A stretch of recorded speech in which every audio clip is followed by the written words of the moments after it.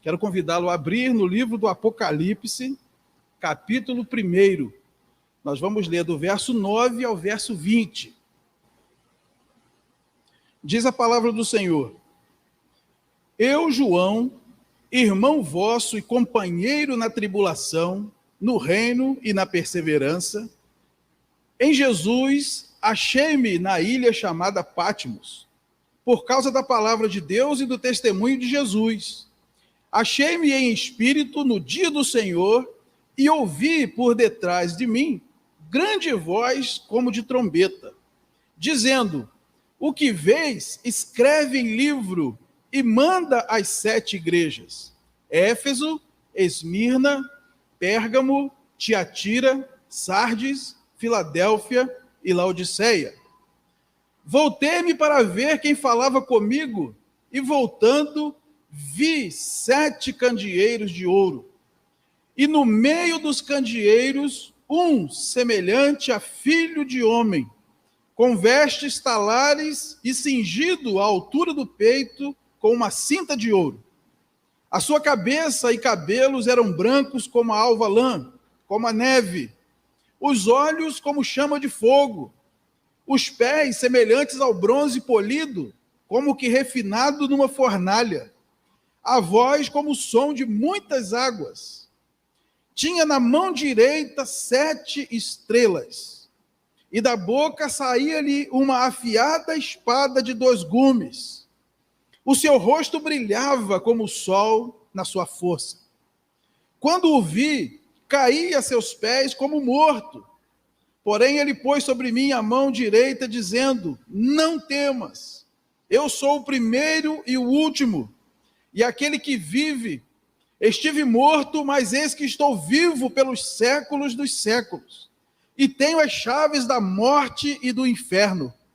Escreve, pois, as coisas que viste, e as que são, e as que hão de acontecer depois destas. Quanto ao mistério das 7 estrelas que viste na minha mão direita, e aos 7 candeeiros de ouro, as 7 estrelas são os anjos das 7 igrejas, e os 7 candeeiros são as 7 igrejas. Vamos orar? Senhor, nos curvamos agora mais uma vez diante da Tua palavra. Confessamos que ela é a verdade, a nossa única regra de fé e prática infalível. Nos curvamos ao poder do Espírito Santo, ao senhorio do Senhor Jesus, a Deus Pai, Criador, sustentador de toda a vida. Viemos aqui para Te cultuar, viemos aqui ter comunhão com nossos irmãos e viemos aqui anunciar a Tua palavra, para dizer ao mundo que há salvação em Jesus, porque o Evangelho é o poder transformador. Obrigado pelo privilégio que temos de frequentar esta casa que foi consagrada ao Senhor. Obrigado pelos irmãos especiais que temos na família Água da Vida. Obrigado, ó Deus, pelo sem número de amigos da igreja, congregados, irmãos de toda parte, que oram por nós, que querem o nosso bem e que nessa hora, Deus, estão conosco. Nós pedimos, ó Deus, que a Tua palavra possa entrar lá no fundo do nosso coração, que não haja nenhum baú trancado dentro de nós, que o Senhor possa entrar em cada cômodo, em cada área, convencendo, falando, mudando, reestruturando, e pedimos que o Senhor cuide da nossa segurança agora, não permita nenhuma manifestação contrária à Tua palavra e ao Teu povo, nenhuma manifestação de homens ou manifestações espirituais que tire a nossa tranquilidade, e que chova sobre nós a Tua palavra, chova sobre nós a Tua unção, a Tua bênção, e que possamos, ó Deus, nos alegrar no Senhor por tudo que o Senhor é e por tudo que o Senhor faz. É o que nós Te pedimos e Te agradecemos em nome de Jesus. Amém. Graças a Deus. Jesus deve ser o centro da igreja. É sobre isso que eu quero compartilhar com a igreja nessa noite, e é isso que eu quero reafirmar a todos que estão ao alcance da nossa voz. Jesus deve ser o centro da igreja, porque, de fato, Ele é o centro da igreja. O texto que nós lemos, no verso 20, ele termina dizendo que os 7 candeeiros são as 7 igrejas. Há uma interpretação a qual eu sou muito simpático, que diz que as 7 igrejas do Apocalipse, na verdade, está falando de uma só igreja em todas as fases da história.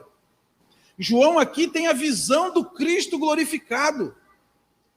Jesus se apresenta e nós lemos no verso 13 que no meio dos candeeiros, Jesus está sendo adorado. Jesus está no meio da igreja, porque ele é o centro da igreja, ele é o eixo da igreja. Não há nada que nós possamos fazer ou dizer aqui que não aponte para Cristo, porque a própria Bíblia aponta para Cristo, de Gênesis a Apocalipse. Em Lucas 24, Jesus declara que aprove a Deus que nele se cumprisse tudo o que está escrito em Moisés, nos profetas e nos salmos. Nós sabemos que o Antigo Testamento é composto pelos livros históricos, inclusive o Pentateuco, os livros poéticos e os livros proféticos. Jesus está dizendo, em mim se cumpriu todo o Antigo Testamento, porque todas as profecias do Messias se cumprem em Jesus de Nazaré. Ele é o tema central da Bíblia, de Gênesis a Apocalipse. Então ele não pode ocupar nenhum outro lugar em nossas vidas e em nossa igreja, a não ser o lugar central. Ele deve estar no meio, sendo adorado como Cristo glorificado, e todos nós gravitando em torno dele para fazer a sua vontade. Não deveríamos fazer nenhuma programação na igreja onde Jesus não fosse glorificado. Não deveríamos gastar R$1 da igreja, a não ser que o nome de Jesus seja glorificado. Não deveríamos nos envolver em projeto algum, a não ser que fosse para que o nome de Jesus seja glorificado. Se nós não vigiarmos e não nos colocarmos debaixo da graça de Deus, daqui a pouco a nossa razão de viver e a razão de ser da igreja passa a ser outra coisa que não Jesus. E eu quero levar os irmãos a pensarem comigo sobre algumas outras coisas que acabam se tornando o centro da igreja. E a primeira coisa que eu quero propor para a nossa reflexão é a seguinte: a igreja não pode ser membrocêntrica. A igreja precisa ser cristocêntrica. A igreja não pode girar em torno dos seus membros. Ainda que a Bíblia nos diga que devemos valorizar as pessoas, amar as pessoas, tratar bem as pessoas. E eu diria que depois de Jesus, as pessoas é o que há de mais importante da igreja. Porque a igreja são as pessoas. Mas a igreja não gira em função das pessoas. A igreja não existe para fazer as pessoas felizes. A igreja existe para fazer a vontade de Deus. E deixar felizes todos aqueles que têm esse propósito. Mas se para fazer a vontade de Jesus alguém tiver que ser contrariado, sinto muito, mas lamento. Que seja. Porque o que importa é que seja feita a vontade dele. Porque ele, sim, é o centro da igreja. Eu sou congregacional de berço. Eu acredito no sistema congregacional, que é um sistema democrático, onde as decisões da igreja são tomadas mediante o voto dos membros. E a vontade da maioria prevalece. E o espírito do congregacionalismo é que a minoria sempre deve cooperar com a maioria, para não haver divisão no corpo de Cristo, não é verdade? Nós vemos na Bíblia a igreja ser congregacional. Não tem como fugir disso. A igreja de Atos fazia assembleia para tudo. Você vai ver em Atos capítulo 1, uma assembleia de membros para eleger o substituto de Judas Iscariotes. Você vai ver em Atos 6, uma assembleia para eleger diáconos. Você vai ver em Atos 15, uma assembleia para dirimir questões doutrinárias. Você vai ver em 1 Coríntios 5, uma assembleia de membros para disciplinar um dos membros. Então você vai ver a assembleia de membros a Bíblia inteira. Então eu sou congregacional e acredito. Mas nós corremos perigo, talvez mais do que outras denominações que são administradas por outro sistema. Porque a gente começa a se achar os donos da igreja. A gente quer que a nossa vontade prevaleça.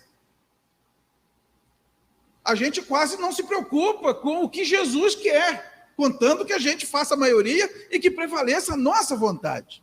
Irmãos, isso tem precedente bíblico. Eu queria que vocês abrissem comigo no livro de Números, no capítulo 13.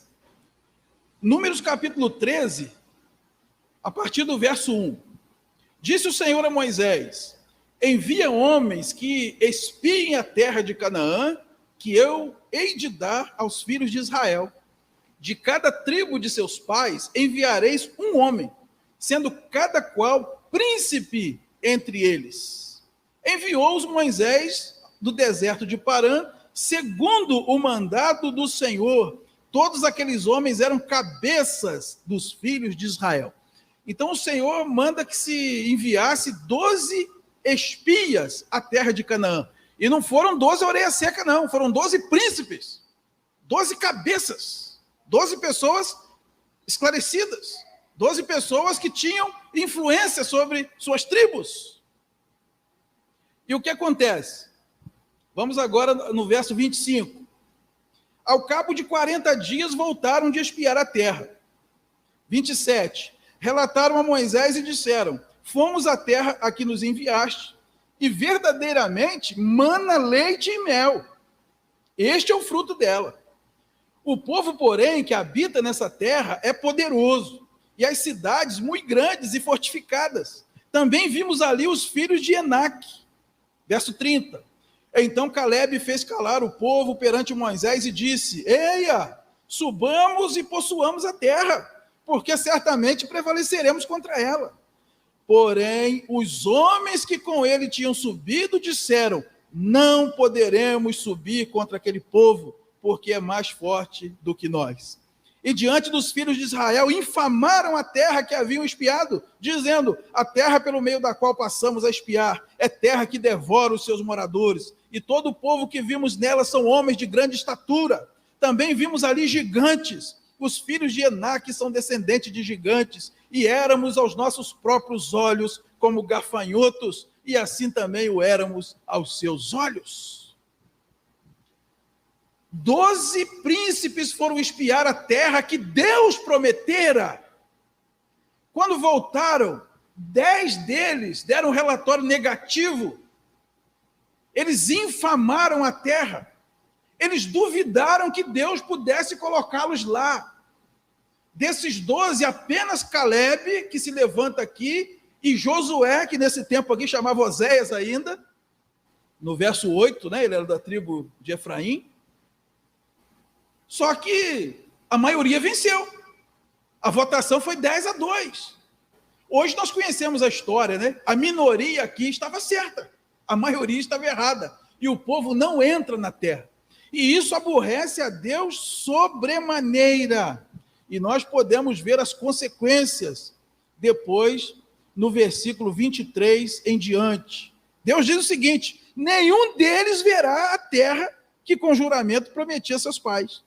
Sim, nenhum daqueles que me desprezaram haverá. Porém, o meu servo Calebe, visto que nele houve outro espírito e perseverou em seguir-me, eu o farei entrar a terra que espiou, e a sua descendência a possuirá. Nem sempre a maioria está certa. E nós precisamos admitir isso. No livro Congregacionalismo Brasileiro, o pastor Porto Filho escreve o seguinte: as decisões de uma assembleia de membros se tornam legítimas quando se conformam com as escrituras sagradas. As decisões da maioria só são legítimas quando estão de acordo com a palavra de Deus. Nós vamos ver vários exemplos de casos em que a maioria quis uma coisa e Deus não queria. Então a igreja não pode ser membrocêntrica, ela não pode depender da vontade da maioria de nós. E eu sou membro também, eu voto também, e eu acho que as minhas ideias são boas, eu quero que elas sejam aprovadas. Mas eu posso dizer que eu estou certo sempre? Você pode dizer que você está certo sempre? Não, nós erramos. Nós às vezes não temos todas as informações. Nós, às vezes, temos a nossa vontade viciada por algum interesse próprio, que nós, às vezes, nem admitimos para nós mesmos. Então, nós precisamos saber o que Jesus quer. É Jesus no centro da igreja. E naquilo que ele me incumbiu de decidir, eu vou tentar decidir com a maior responsabilidade possível, mas que seja feita a vontade dele, na terra, como é feita no céu. Jesus é o centro da igreja. Nós não podemos deixar que a igreja se torne membrocêntrica, que ela haja em função da vontade dos seus membros, ainda que sejamos congregacionais. Em segundo lugar, nós não podemos permitir também que a igreja seja pastor-cêntrica. A mão do pastor não é mais santa que a mão de qualquer dos irmãos crentes. A oração de uma criança que acredita em Jesus tem o mesmo poder que a oração de um pastor. O problema é que nós não gostamos disso e não queremos acreditar nisso, mas é o que a Bíblia diz. Então nós não podemos também deixar que as decisões da igreja fiquem nas mãos de uma pessoa só, que se acha o infalível, o ungidão, que não pode ser contrariado, que nada pode ser feito diferente do que ele pensa, do que ele quer, que Deus só fala com ele, que ninguém mais sabe a vontade de Deus. Isso é um absurdo. Isso tira Jesus do centro da igreja e põe uma outra pessoa. O centro da igreja não é o pastor. O pastor é um irmão. Quando nós lemos em Mateus 23, Jesus diz: vocês não devem chamar de ninguém de pai. Vocês não devem chamar ninguém de mestre, ninguém de guia. Vós todos sois irmãos. E esse é o melhor título que nós podemos ter na igreja, ser um irmão um do outro. Mas por uma questão de ordem, Deus pega um irmão e põe ele para ser o líder. Mas ele é um irmão como qualquer outro. E eu quero ler com vocês um texto que está aí mesmo em Números. Em Números, no capítulo 11, versículos 10 a 15, diz o seguinte: então Moisés ouviu chorar o povo por famílias, cada um à porta da sua tenda, e a ira do Senhor grandemente se acendeu e pareceu mal aos olhos de Moisés. Disse Moisés ao Senhor: por que fizeste mal a teu servo? E por que não achei favor aos teus olhos, visto que puseste sobre mim a carga de todo esse povo? Concebi eu, porventura, todo este povo? Dei-o eu à luz, para que me digas: leva-o ao teu colo, como a ama leva a criança que mama, a terra que sob juramento prometia a seus pais? De onde teria eu carne para dar a todo esse povo? Pois chora diante de mim, dizendo: dá-nos carne que possamos comer. Eu sozinho não posso levar todo este povo, pois me é pesado demais.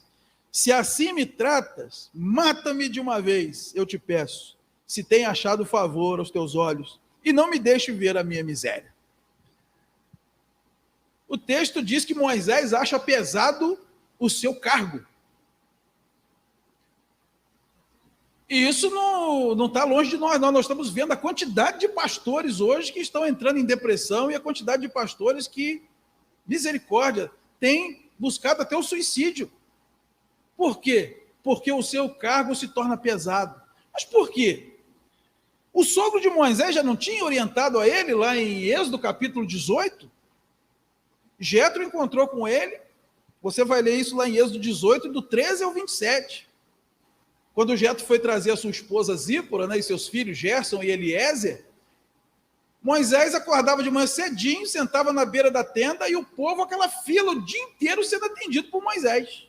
E aí não dava para atender todo mundo, ele dava mais senha para outro dia, no outro dia cedinho estava outra fila. Quando o Jetro viu aquilo, ele falou: vai acontecer duas coisas. Você vai morrer e esse povo vai morrer também. O pastor que acha que é o super-homem, o super-deus, e que toma nas suas costas todos os problemas da igreja e todas as responsabilidades da igreja, duas coisas vão acontecer. Ele vai morrer, e talvez até literalmente, e ele vai matar a igreja também, porque não funciona. Ai da igreja que tudo que se faz ali é o pastor que faz. Ela vai morrer. Então, o que Jetro diz? Rapaz, divide responsabilidade, delega a responsabilidade, nomeia capitães de 1.000, de 500, de 100, de 50, eles vão cuidando das questões mais simples, né? E se chegar numa questão que nenhum deles consegue resolver, eles trazem para você. E Moisés parece ter acatado o conselho, mas nós chegamos aqui em Números, ele está dizendo que está pesado o encargo.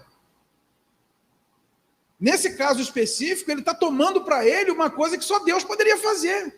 Irmãos, quantos judeus saíram do Egito? 600.000 homens a pé. Você já pensou quantos quilos de carne para essa gente comer? E o povo queria carne, não, estamos enjoados desse maná, é maná todo dia, maná no café, no almoço, na janta. O povo andando no deserto, caiu o pão do céu e eles já estavam reclamando que estava enjoado. Qual pastor que aguenta um negócio desse? Quero carne. Moisés achou que era a responsabilidade dele. Aí Deus faz uma coisa com Moisés que eu acho espetacular e que, Senhor, o Senhor não precisa, mas eu quero que o Senhor faça isso aqui na igreja. Pode fazer à vontade. Olha o que Deus faz. Números capítulo 11, a partir do verso 16. Disse o Senhor a Moisés: ajunta-me 70 homens dos anciãos de Israel, que sabes serem anciãos e superintendentes do povo, e os trarás perante a tenda da congregação, para que assistam ali contigo. Então descerei ali e falarei contigo. Tirarei do espírito que está sobre ti e o porei sobre eles, e contigo levarão a carga do povo, para que não a leves tu somente. Deus fala: o mesmo espírito que está em você, eu vou colocar sobre mais gente, para que vocês possam levar a responsabilidade todos juntos. Olha do verso 24 ao 26. Saiu, pois, Moisés e referiu ao povo as palavras do Senhor, e ajuntou 70 homens dos anciãos do povo, e os pôs ao redor da tenda. Então o Senhor desceu na nuvem e lhe falou, e tirando do espírito que estava sobre ele, o pôs sobre aqueles 70 anciãos. Quando o espírito repousou sobre eles, profetizaram, mas depois nunca mais. Porém, no arraial ficaram 2 homens, um se chamava Eldade e o outro Medade. Repousou sobre eles o Espírito, porquanto estavam entre os inscritos, ainda que não saíram à tenda, e profetizavam no arraial. Verso 29. Porém, Moisés lhe disse: tens ciúmes de mim? Tomara todo o povo do Senhor fosse profeta, que o Senhor lhes desse o seu Espírito. Eu faço minhas essas palavras de Moisés. Tomara que todo o povo fosse profeta. Tomara que todo o povo tivesse o mesmo Espírito que há em mim, para fazer a obra de Deus. E eu digo para vocês, tem. É só vocês abrirem em 1 de Pedro 2, versículo 9. O sacerdócio real dos crentes. Vós, porém, sois raça eleita, nação santa, povo de propriedade exclusiva de Deus, sacerdócio real, a fim de proclamar as virtudes daquele que nos chamou. Irmãos, o dia que os crentes entenderem isso, que eles são sacerdotes, o sacerdote pode orar, o sacerdote pode profetizar, o sacerdote expulsa demônio, o sacerdote visita, o sacerdote prega, e cada crente é um sacerdote de Deus. Você quer deixar tudo nas costas do pastor? Quer matar o pastor? Quer matar a igreja? Não, assuma o seu sacerdócio. Não existe crente sem dom. Todos os crentes recebem pelo menos um dom do Espírito para servir ao Senhor na casa dele. O mesmo Espírito que está no pastor, Deus põe nos crentes. Aqui no Antigo Testamento, a ação do Espírito é visitativa. Era diferente. Mas hoje o Espírito já foi derramado sobre toda a carne. Cada um de nós podemos abraçar a obra, fazer a obra com o dom que o Senhor concedeu a nós. O chamado não é para ficar no banco. O chamado é para cumprir a missão de Deus, por meio da adoração, da comunhão e da evangelização. E se nós pegarmos para fazer isso, ninguém precisa morrer de cansaço. Que Deus continue levantando obreiros, levantando pessoas para fazer essa obra, que é a obra mais gloriosa que existe na face da terra. Aquele que ganha almas é sábio. A única coisa que Deus procura nesse mundo são adoradores. E a nossa missão é buscar esses adoradores que Deus procura, para que ele tenha a adoração que merece. Cada um de nós está convidado e convocado para fazer parte dessa missão. E em terceiro lugar, a igreja não pode ser templocêntrica. A igreja não pode girar em torno da vontade dos membros, a igreja não pode girar em torno da vontade do pastor, e a igreja também não pode girar em torno das atividades do templo. Jesus é o centro da igreja, não é o templo. Eu quero convidar vocês a abrirem no Evangelho de Marcos, capítulo 13, versículo 2. E depois eu vou ler João, capítulo 2, versículos 19 a 22.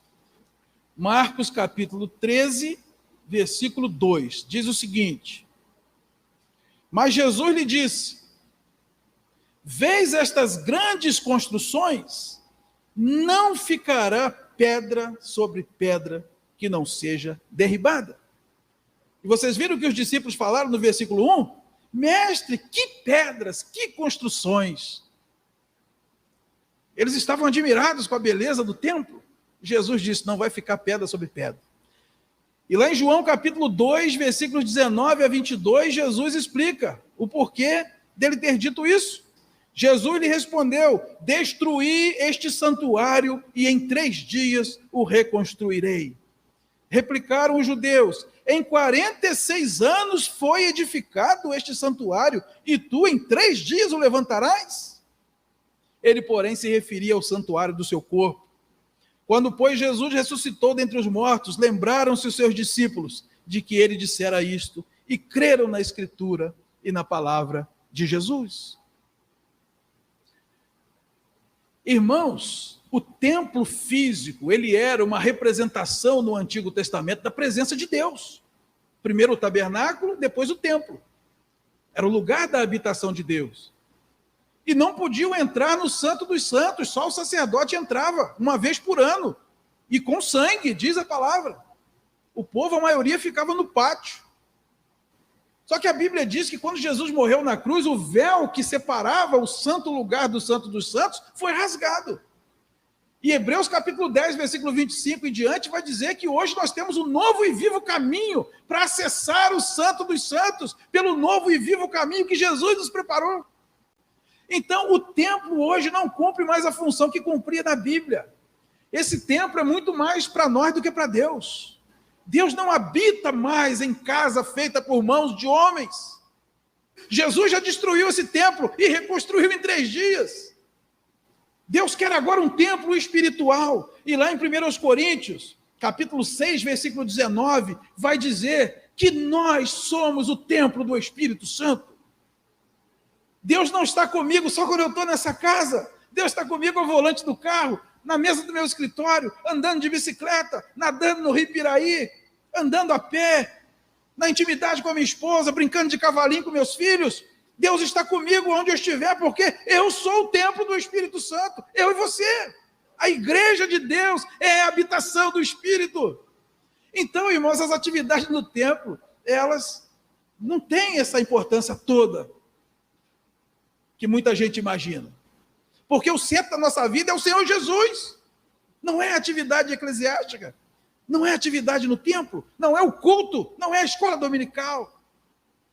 É por isso que a igreja, ela precisa girar em torno de Jesus, ele no meio, porque ele é que vai dar estratégia, ele é que vai tocar no coração das pessoas, ele é que vai mover tudo o que for necessário.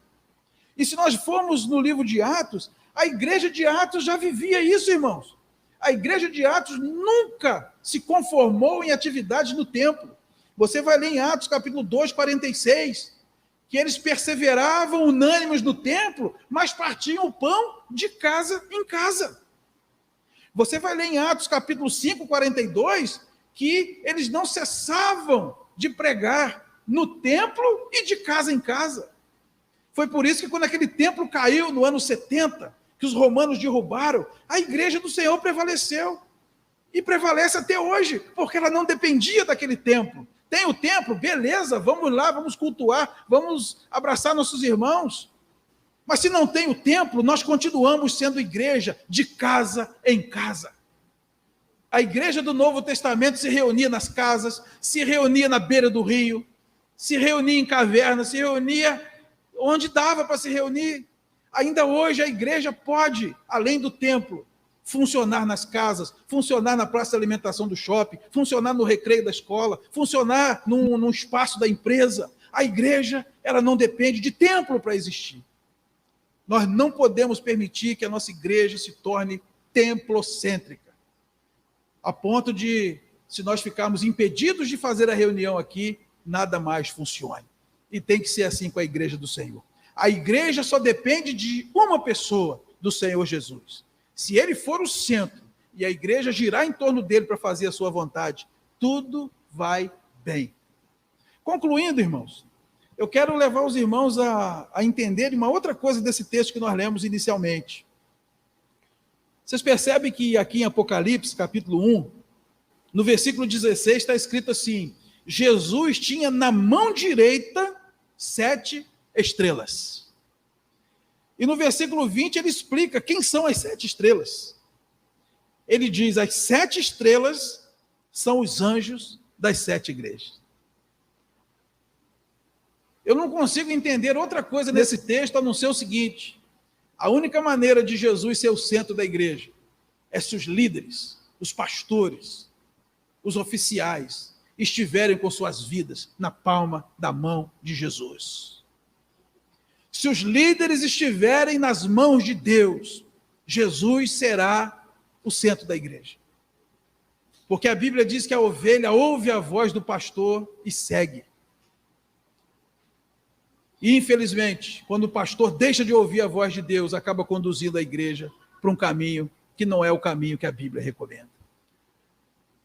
Então, nós que somos pastores, você que é um oficial de igreja, você que é um líder de ministério, um líder de jovem, de adolescente, de senhoras, um líder de escola dominical, a vida do líder precisa estar na palma das mãos de Jesus. A vida do líder precisa estar na dependência de Jesus, para que, por meio dele, a igreja também circule Jesus, colocando ele no centro e fazendo de tudo para que a sua vontade seja cumprida. Amém, queridos? Vamos colocar de pé.